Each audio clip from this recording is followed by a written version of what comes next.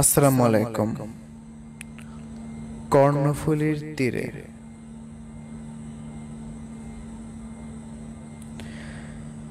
জন্মেছি এক স্নিগ্ধ সবুজ সুন্দর এক শহরে।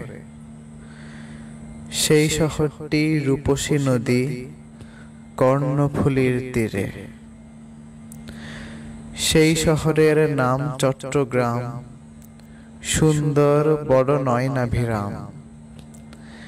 সেই শহরেই উঠা বেড়ে হাঁটি হাঁটি পা পা করে।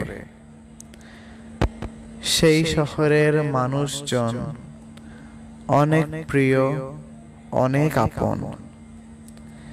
এই শহরেই প্রথম আমি দেখেছি মোর মাতৃভূমি।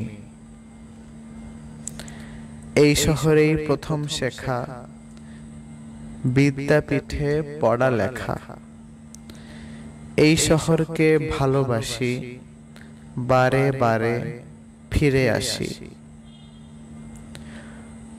নোবেল জয়ী বাংলাদেশী এই শহরের অধিবাসী। দূর দেশ থেকে জাহাজ কত ভিড়ে আমার বন্দরে।